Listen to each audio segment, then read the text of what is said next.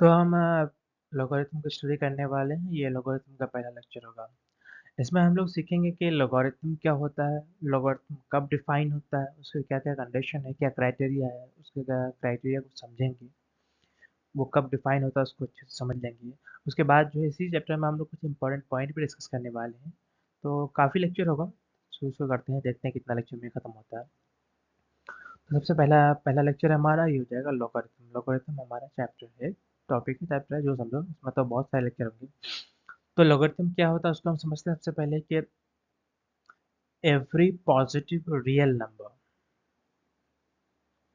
हर एक positive real number जिसको n से यहाँ पे हम रिप्रेजेंट कर रहे हैं, can be expressed in the and be expressed in exponential form as a raised to the power x is equal to n। इस तरह से देखो, सबसे पहले जो भी ध्यान दे रहा होगा ना उसके दिमाग में क्या सवाल आएगा वो मैं बता रहा हूँ। सबसे पहले यहाँ पर इसको, इस डेफिनेशन को हम समझेंगे, लेकिन जो ध्यान से सुन रहा होगा, जो ध्यान से स्टडी करता है, उसको यहाँ पे एक जरूर सवाल आएगा कि every positive real number n है ना। यहाँ पे n दिख रहा है तुम्हें, लेकिन हमने जब रियल नंबर का जब हमने प्रीवियस में बेसिक मैथ्स में स्टडी किया था, तो वहाँ पे हम लोग रियल नंबर को किससे डिनोट करते थे? आर से, है ना। आर से डिनोट करते थे, लेकिन यहाँ तो क्या है, एन है। भाई जब आर से डिनोट करते हैं तो यहाँ एन क्यों आ गया? होता है ना। जो ध्यान दे रहा है वो उसी को ये सवाल आएगा, बाकी लोगों को तो नहीं आएगा, इतना ऑब्वियस है। Every positive real number n. तो देखो, इसका जवाब में मैं ये कहूँगा कि ये तो सब जानते हैं कि रियल नंबर को हम लोग आर से रिप्रेजेंट करते हैं, डिनोट करते हैं, ठीक है। तो वो रियल नंबर आर अगर हो गया तो उसमें जो होता है ना, हर एक पॉजिटिव रियल नंबर आ जाएगा। इन्फिनाइट जो होता है ना, सबके लिए वो स्टैंड होता है। लेकिन यहाँ पे हम एन इसलिए ले रहे हैं क्योंकि यहाँ हम कोई भी एक नंबर को रिप्रेजेंट करेंगे, इसीलिए हम यहाँ पे एन ले रहे हैं। अब सबको तो हम रिप्रेजेंट नहीं कर रहे हैं ना। मान लेते हैं कि कोई भी नंबर, रैंडम कोई भी एक रियल नंबर को हम उठा लेंगे, कोई भी एन के जगह पर फिट हो जाएगा, एक ही होगा। यहाँ पे एक होगा एक टाइम पे, उसको नहीं करेंगे तो दूसरा होगा, इसीलिए यहाँ पे हम लोग एन ले रहे हैं। नहीं तो हम आर लेते, आर जो है स्टैंड होता है हर एक रियल नंबर के लिए। अगर आर हो गया मतलब वो पूरा सेट बन जाता है। आर अगर स्टैंड होगा तो वो रियल नंबर का सेट बन जाएगा, इसीलिए वो आर रिप्रेजेंट करते हैं उसको। लेकिन हम यहाँ पे एन ले रहे हैं क्योंकि हमें एक सिंगल नंबर लेना है।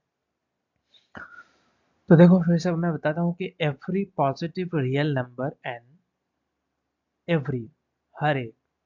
तो यहाँ पे ऐसा नहीं कि हम पूरा सेट को बता रहा है, कोई भी आ सकता है इसकी जगह में, एक नंबर आएगा इसलिए। Every positive real number n can be expressed in exponential form as it. कह रहा है कि हर एक पॉजिटिव रियल नंबर जिसको हम n मान लेते हैं कुछ देर के लिए, कि कोई भी एक नंबर है जो n है, उसको जो हम इस फॉर्म में एक्सप्रेस कर सकते हैं। ये जो एक्सपोनेंशियल फॉर्म, ये जो है ना, ये फॉर्म जो होता है a raise to the power x is equal to n, a raise to the power x है ना, इस तरह के फॉर्म को हम लोग बोलते हैं एक्सपोनेंशियल फॉर्म। तो अगर तुम ध्यान दो तो यहाँ पे वर्ड भी आया है एक्सपोनेंशियल फॉर्म, है ना। Every positive real number n can be expressed, express मतलब रिप्रेजेंट करना, दर्शाना, ऐसा कुछ भी नहीं होता इसका। Can be expressed in exponential form as इतना, a raise to the power x is equal to n। तो ये एक एक्सपोनेंशियल फॉर्म होगा।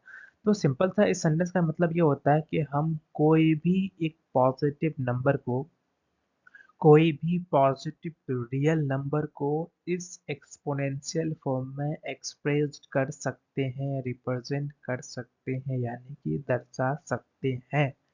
इस सेंटेंस का यही मतलब होता है। और उसी में है कि वेयर, यानी कि जहां पर ए जो है is also a positive real number. कह रहा है कि यहाँ पे मान लिया कि हम n लिए पॉजिटिव रियल नंबर, उसको हम इस एक्सपोनेंशियल फॉर्म में रिप्रेजेंट कर सकते हैं, एक्सप्रेस कर सकते हैं।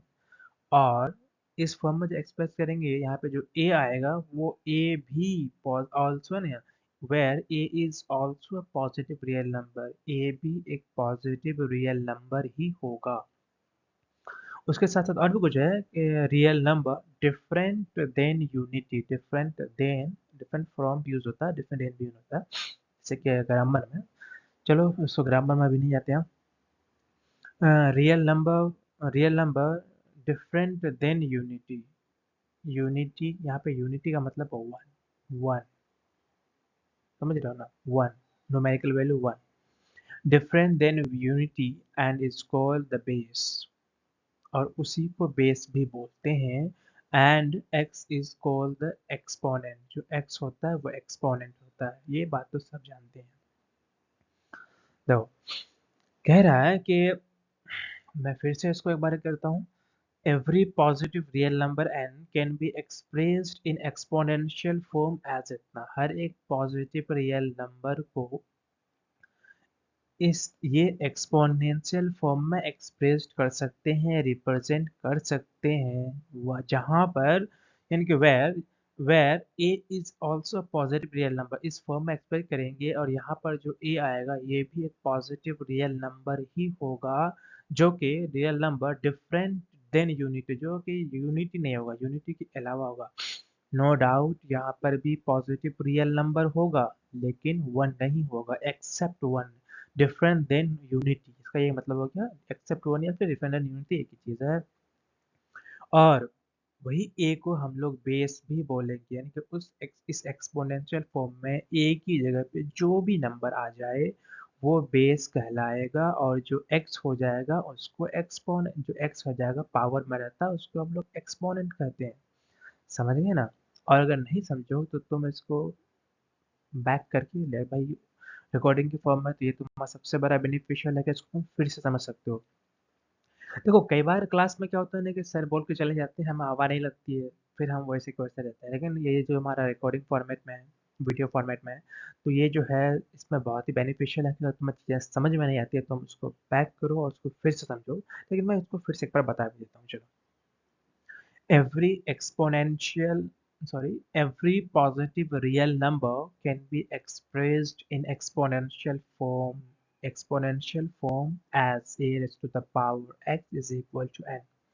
ऐसा नहीं, का मतलब होता है कि हम जो है एवरी पॉजिटिव रियल नंबर को इस तरह की एक्सपोनेंशियल फॉर्म में एक्सप्रेस्ड कर सकते हैं, रिप्रेजेंट कर सकते हैं, जहां पर ए जो है ए भी पॉजिटिव रियल नंबर होता है, where a is also positive real number different than unity. A भी जो है पॉजिटिव रियल नंबर होता है, लेकिन वो डिफरेंट देन यूनिटी होता है, यूनिटी नहीं होता, मतलब ए की जगह में वन नहीं आ सकता, वन के अलावा हर एक पॉजिटिव रियल नंबर आ सकता है।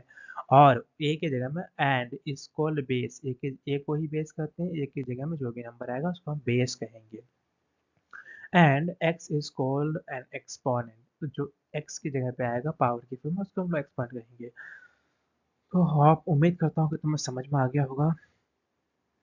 और ये देखो, a raise to the power x is equal to n, उसको अगर हम लॉगरिथम फॉर्म में बोले, in logarithmic form, logarithm exactly logarithmic होता है, ध्यान देना वर्ड में, इन लॉगरिथमिक फॉर्म। तो अगर हम, जैसे है ना यहाँ पे a raise to the power x is equal to n, अगर हम यहाँ पे a लगाए n के इधर, यहाँ पे अगर हम log लगाए log, तो देखो क्या होता है, log to the log n to the base a is equal to x। इसको इस तरह से रीड करते हैं, log n to the base a is equal to x। देखो अगर यहाँ पे हम log लगा रहे हैं, यहाँ पे देखो मैं कहाँ पे ये कर्सर कहाँ पे ये कर रहा हूँ, यहाँ पे अगर हम log लगा रहे हैं तो log n, और इधर जो बेस में है ना वो log का बेस बन जा रहा है, और ये x जो वैल्यू आ रहा है वो आ रहा है। देखो यहाँ पे ये वाले फॉर्मूला को याद करने की ज़रूरत है, इसको स्टार लगा लो,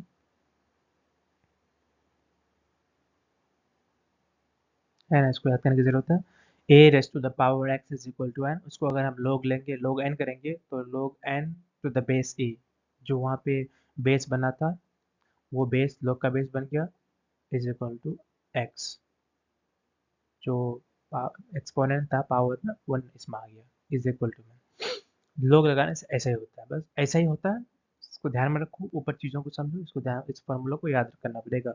समझते हो तो ठीक है, और नहीं भी समझते हो तो इसको याद करना पड़ेगा। चलो हम लोग अगले स्लाइड में चलते हैं। हम्म, तो यहाँ पर है कि logarithm of a number to some base is the is the exponent by which the base must be raised in order to get that number. अगर तुम्हारी इंग्लिश अच्छी है तो तुम समझ जाओगे, लेकिन फिर भी मैं समझाता हूँ। देखो, कह रहा है कि लॉगरिथम ऑफ अ नंबर, अगर हम एक नंबर का लॉगरिथम करते हैं, तो यहाँ तक हम पहुंचे ना, लॉगरिथम ऑफ अ नंबर। तो इसको हम यहाँ पे थोड़ा सा ध्यान दूं कि मान लो कि वो नंबर n है, जो नंबर की हम बात कर रहे हैं ना, उस नंबर को हम लोग मान लेते हैं कि n है, ठीक है। फिर आओ मेरे साथ, logarithm of a number to some base. मान लो कि कोई बेस है, तो बेस की जगह पे यहाँ पे 1 है। To some base is the exponent by which the base must be raised in order to get that number. To some base is the exponent. देखो, यहाँ पे बेस हमारा a हो गया, is the exponent. To some base is the exponent. is the exponent, ये exponent है, तो यहाँ पे जो है ना, is the exponent by which the base must be raised. यहाँ पे भी x को भी ध्यान दो। logarithm of a number to some base of a number, तो यहाँ पे मैंने n मान लिया, of a number to some base, तो base मैंने ये कर लिया, base a to some base is the exponent क्या है, x, by which the base must be raised in order to get that number. यहाँ पे सिंपल सा मतलब ये होता है कि जब भी मान लो कि ये नंबर n है, जब हम किसी नंबर का log निकालते हैं, ये नंबर n है, अगर इसका हम log निकालना चाहेंगे तो इसके आगे log लगाएंगे। तो यहाँ पे वही चीज़ कह रहा है कि जब इसके आगे log लगाएंगे तो to some base is the exponent. जब इसका log, ये जो n है, n का अगर हम log निकालना चाहेंगे, इसका log की वैल्यू जो है ना, ये एक्सपोनेंट की जो वैल्यू है x, वही आएगा। यहाँ पे वही चीज़ कह रहा है कि to some base is the exponent, तो मतलब ये एक्सपोनेंट जो है ना, ये log की वैल्यू बनेगी। logarithm of a number to some base is the exponent, ये एक्सपोनेंट जो होता है ना, वही log की वैल्यू आएगी। logarithm of a number to some base is the exponent by which the base must be raised। तो यहाँ बेस a है और उसके रेज क्या हुआ x है ना, तो वही वाला x की बात कर रहे हैं हम कि by which the base must be raised in order to get in must be raised in order to get that number। यहाँ पे लैंग्वेज थोड़ा सा कॉम्प्लिकेटेड है, शायद तुम्हें नहीं समझ में आएगा, उसको यहीं से समझते हैं हम। मुझे तो पता ही है कि क्या हो रहा है, पर यहाँ पे अगर तुम्हारी इंग्लिश अच्छी है तो इस सेंटेंस को तो समझ पाओगे। फिर मैं पूरी कोशिश करता हूँ तुम्हें समझाने का। logarithm of a number to some base is the exponent। जब कभी भी किसी नंबर का, अगर ये मान लो कि ये n है, इसका अगर हम logarithm निकालना चाहेंगे, तो मान लो इसके आगे हम log लगाए, n के आगे log लगाए, तो यहाँ पे log लगाने की वजह से जो बेस रहता है ना, यहाँ पे ये वाला a वो log का बेस बन जाता है, और जो एक्सपोनेंट रहता है वो log की वैल्यू बन जाता है। यहाँ पे यही कहने का कोशिश कर रहा है। तो ये वाला फॉर्मूला को जो है दिमाग में बैठा लो, याद कर लो, रट लो, समझ लो, जो करो बस याद रहना चाहिए, न्यूमेरिकल सॉल्व होना चाहिए, यही पर्पस है हमारा। इसको अच्छे से समझ, बार बार जो मैंने बताया है इसको बार बार, अगर नहीं समझ में आया तो उसको बैक करके देख सकते हो। मैं उम्मीद करता हूँ समझ में आ जाएगा। अभी इतना कुछ है भी नहीं यार। इस पे स्टार लगा लो, इसको याद करना है। तो लिमिटेशन ऑफ लोग का जो है लिमिटेशन देखेंगे, लिमिटेशन ऑफ लोग। लिमिटेशन ऑफ लॉग मतलब ये होगा कि लॉग में क्या क्या लिमिटेशन है, क्या क्या हो सकता है, क्या क्या नहीं हो सकता, क्या लिमिट है, लिमिट से लिमिटेशन होता है ना यार, मतलब उसमें कितना लिमिट है, लिमिटेशन उसी को बोलते हैं। या फिर इसको ऐसे भी समझ सकते हो कि लॉग को डिफाइन होने के लिए क्या क्या कंडीशन है वो समझ लो। लेकिन हालांकि दोनों का मीनिंग डिफरेंट है, पर दोनों, चाहे लॉग को डिफाइन करने के लिए जो कंडीशन आता है उसको ध्यान देंगे या लिमिटेशन ऑफ ध्यान देंगे, दोनों का हमारा जो है ना पर्पस सेम ही निकलेगा, मीनिंग अलग अलग है, पर्पस सेम निकलेगा। लिमिटेशन ऑफ लॉग में हम देखेंगे log is define only when, log कब डिफाइन होता है वो कंडीशन को देखेंगे, या फिर कब डिफाइन होता है कब डिफाइन नहीं होता है, वही उसी चीज़ को बोलते हैं लिमिटेशन। यानी कि लिमिटेशन ऑफ लॉग, लॉग में क्या लिमिटेशन है उस चीज़ को हम लोग देखेंगे। तो पहला जो है कि लॉग में लिमिटेशन है, देखेंगे लॉग को डिफाइन करने के लिए क्या ज़रूरी है, log का क्या लिमिटेशन है वो देखते हैं। तो log n to the base a is defined only when, कब डिफाइन होगा? तो डिफाइन तब होगा जब n जो है पॉजिटिव होगा, इनके ग्रेटर देन ज़ीरो, ज़ीरो नहीं होगा, ज़ीरो से बड़ा होगा। नेगेटिव ब्लॉक की अभी हम बात ही नहीं करेंगे, अभी हम पॉजिटिव की बात करेंगे। तो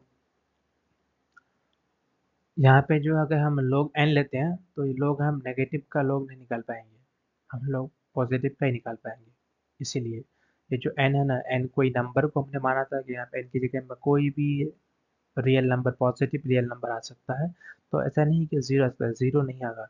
तो इसी चीज़ को अगर हम ऐसे लिखते हैं ना कि n greater and equal to zero, तब भी ज़ीरो होता, यानी कि ज़ीरो या और ज़ीरो से बड़ा, तब ग्रेटर और इक्वल का साइन यहाँ पे लगाती है, ज़ीरो या ज़ीरो से बड़ा। लेकिन यहाँ पे क्या है, सिर्फ ग्रेटर का साइन है। तो ये चीज़ें नहीं होगी, इसको मैं काट दे रहा हूँ, ध्यान देना, ये गलत है, ऐसा नहीं है कि मतलब लोग जो है हम ज़ीरो का लोग नहीं निकाल सकते, हम लोग जो है सिर्फ ग्रेटर देन ज़ीरो यानी कि पॉजिटिव रियल नंबर का ही लोग निकाल सकते हैं। ये पहला कंडीशन है हमारा। दूसरा कंडीशन है कि जो बेस हम लेते हैं ना, ये बेस लोग का जो बेस बनता है, log n to the base a, इस तरह से बोला जाता है, log n to the base a. तो बेस होगा ना, वो भी ग्रेटर देन ज़ीरो होना चाहिए, दूसरा कंडीशन है, वो भी ग्रेटर देन ज़ीरो होना ही चाहिए, ये दूसरा कंडीशन है हमारा। तीसरा कंडीशन है कि a is not equal to zero, sorry a is not equal to one. जो बेस है ये है ना log n to the base a. तो मैं पहला कंडीशन है कि ये जो n है, जो पॉजिटिव रियल नंबर आता है, ये ग्रेटर देन ज़ीरो होना चाहिए, ग्रेटर देन ज़ीरो। और ये a जो है, ये log का जो बेस बनता है, ये ग्रेटर देन ज़ीरो होना चाहिए और ये वन के बराबर नहीं होना चाहिए। तो पहला कंडीशन तो हमारा ये हो गया कि ये ग्रेटर देन ज़ीरो। दूसरा कंडीशन ये हो गया कि भाई a जो है log का जो बेस बनेगा वो ज़ीरो से बनेगा। तीसरा कंडीशन ये हो गया कि भाई log का जो बेस बनेगा वो वन नहीं होना चाहिए, ज़ीरो नहीं होना चाहिए, ज़ीरो से बड़ा तो होना ही चाहिए, यानी कि पॉजिटिव तो होना ही चाहिए। वन भी नहीं होना चाहिए, वन से भी बड़ा होना चाहिए, वन नहीं होना चाहिए। देखो यहाँ पे ना थोड़ा सा ये आ रहा है तुम्हें, मतलब समझना ये पड़ेगा कि ए जो है ना 1/2 आ सकता है। क्यों आ सकता है भाई? क्योंकि देखो दूसरा कंडीशन में हमारा फुलफिल कर रहा है कि A is greater than zero. तो ए हाफ जो है ज़ीरो से बड़ा है ना, तो यहाँ पे हाफ आ सकता है। लेकिन a is not equal to one, one नहीं आ सकता, सिर्फ यही कंडीशन याद रखना है। चीज़ों को समझ गए, मैं फिर से उसको बताता हूँ कि log n to the base a. तो पहला कंडीशन है कि ये जो हमारा पॉजिटिव जिसका हम लोग निकालेंगे, पॉजिटिव रियल नंबर, वो ग्रेटर देन ज़ीरो होना चाहिए, पहला कंडीशन। और दूसरा कंडीशन है हमारा ये A is greater than zero, A is not equal one, तीसरा कंडीशन है। तो ए 1/2 होगा, 1/3 भी होगा। क्यों होगा भाई? क्योंकि ये जो है ग्रेटर देन ज़ीरो है। तो ये हमारा दूसरा कंडीशन के हिसाब से ये सब होगा। लेकिन तीसरा कंडीशन के हिसाब से a is equal to one, ये नहीं होना चाहिए, मतलब वन नहीं होना चाहिए। वन से छोटा हो और ज़ीरो से बड़ा हो तो वो सारी वैल्यू वन की जगह में आ सकता है। लेकिन वन से भी बड़ा हो वो सारी वैल्यू तो वो भी आ सकता है, लेकिन सिर्फ वन नहीं आ सकता। एक अकेला जो है ज़ीरो से बड़ा इन्फिनिटी तक, वन ही एक ऐसा नंबर है जो नहीं आ सकता है। समझ गया ना क्या कंडीशन है? मैं बता दी हूँ यहाँ पे, 1/a की जगह में 1/2 आ सकता है, 1/3 आ सकता है, 1/5 आ सकता है, कुछ भी आ सकता है जो ज़ीरो से बड़ा हो, लेकिन वो वन नहीं होना चाहिए। वन से भी बड़ा चलेगा, जैसे कि 10 चलेगा, 11 चलेगा, 2 चलेगा, 3 चलेगा, कुछ भी चलेगा, लेकिन सिर्फ वन नहीं होना चाहिए। समझ रहे हो ना? तीसरा कंडीशन है। तो इसको मैं फिर से बताता हूँ लिमिटेशन ऑफ log में कि log n to the base is defined only when, कब डिफाइन होगा? तो पहला कंडीशन है कि n जो है, यानी कि जिसका हम log निकालेंगे, ये वाला ही है, यहाँ पे देख लो ना, n इसका log निकाल रहे हैं, तो ये है पॉजिटिव रियल नंबर। इसके जगह में कोई भी आ सकता है, one two three, sorry one, हाँ यहाँ ये वन भी आ सकता है, ये ग्रेटर देन जीरो है, ये वन भी आ सकता है। तो वन ग्रेटर देन जीरो है, कुछ भी आ सकता है, ग्रेटर देन जीरो हाफ आ सकता है, 1/2 आ सकता है, 1/3 आ सकता है, 1/5, 1/7 आ सकता है, कुछ भी आ सकता है, ग्रेटर देन 0 1 भी आ सकता है, कुछ भी आ सकता है इसके जगह में, n की जगह में।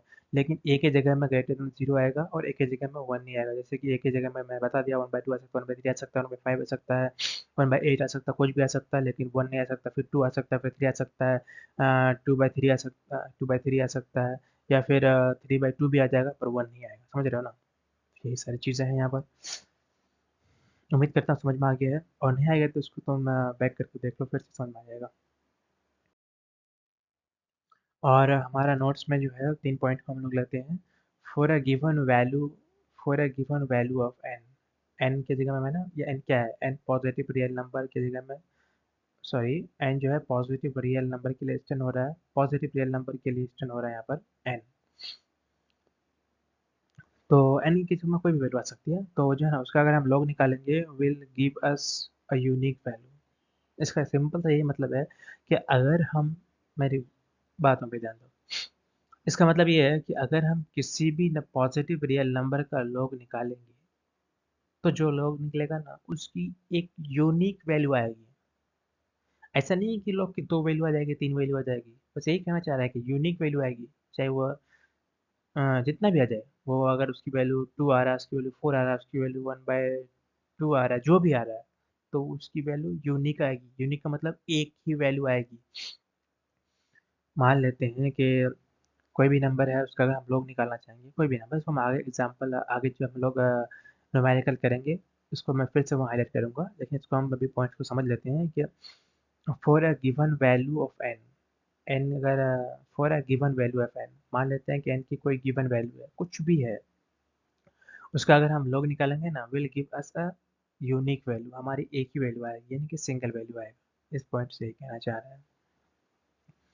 दूसरा पॉइंट है कि logarithm of zero does not exist. देखो, एन की जगह में ऐसे है ना, लोग ये, अगर यहाँ एन की जगह में हम जीरो लेते हैं तो ये एग्जिस्ट नहीं करेगा। समझ रहे हो ना? गलत का साइन लगा हुआ, उसको कहीं सही नहीं मान लेना। ये जो है ये log n, log जीरो की वैल्यू जो है, log zero to the base ये, इसकी वैल्यू एग्जिस्ट नहीं करती। यही पॉइंट इसमें यही कह रहा है कि logarithm of zero does not exist. है ना? सिंपल है यार, इसमें कुछ है ही नहीं समझने के लिए। मैंने तुम्हारा एग्जांपल लेके बता दिया। Logarithm of negative real number are not defined in the system of real number. मैंने कहा ना कि हमने, देखो, यहाँ पे है log a to the base n, ऐसा था। तो यहाँ पे हमने n क्या लिए थे, ग्रेटर देन 0। तो यहाँ पे वही इसी पॉइंट से रिलेटेड है कि logarithm of negative real number, negative real number यानी कि ये जो होगा ना, ये n स्मॉलर देन 0 हो जाएगा तो नेगेटिव हो जाएगा भाई। लेकिन हम यहाँ पे क्या कर रहे हैं, ग्रेटर देन 0, तो यहाँ पे नेगेटिव की बात कर रहा है कि negative real number, logarithm of negative real number are not defined, define नहीं होता है in the system of real number. Real number के सिस्टम में नेगेटिव रियल नंबर का लोग डिफाइन नहीं है। इसीलिए हमने यहाँ पे यह वाला जो हमें कंडीशन देखा लोग का, लिमिटेशंस में पहला ही कंडीशन दिया था डिफाइन होने के लिए कि लोग एन की वैल्यू जो है वो ग्रेटर देन 0 होना चाहिए, तभी लोग डिफाइन होगा। तो इस पॉइंट से यही कह रहा है। और यहाँ पे ये भी बता रहा है कि नेगेटिव का जो है, नेगेटिव रियल नंबर का लोग डिफाइंड नहीं होता है रियल नंबर सिस्टम में। In defined in the system of real number, real number के सिस्टम में नेगेटिव रियल नंबर का लोग डिफाइंड नहीं है, डिफाइंड नहीं है। समझ रहे हो ना? तो बस यही 3 पॉइंट था। और अगले स्लाइड में हमारा कुछ है क्या? नहीं है यार। तो चलो फिर मिलते हैं अगले लेक्चर में। इसको मैंने काफ़ी अच्छे से समझ में समझाने की कोशिश किया तुम लोगों को, और अगर कोई चीज़ समझ में नहीं भी आती है तो उसको बार बार देखो, समझ में आ जाएगा। उसको, चीज़ों को समझो, मैं क्या बोलता हूँ उसको ध्यान से सुनो। उम्मीद करता हूँ समझ में आ जाएगा। और अगर कुछ डाउट रह जाता है तो तुम टेलीग्राम ग्रुप ज्वाइन कर सकते हो। अगर ये तुम फेसबुक में देख रहे हो तो यूट्यूब में आ जाओ, वहाँ पे तुम्हें लिंक मिल जाएगा। यूट्यूब में भी, फेसबुक में भी मैं लिंक डाल दूंगा। तो या फिर टेलीग्राम ग्रुप ज्वाइन कर लो, और कोई डाउट होगा तो वहाँ पे तुम पूछ सकते हो। और कुछ स्पेशल टॉपिक को कवर करना तो वो भी बता सकते हो।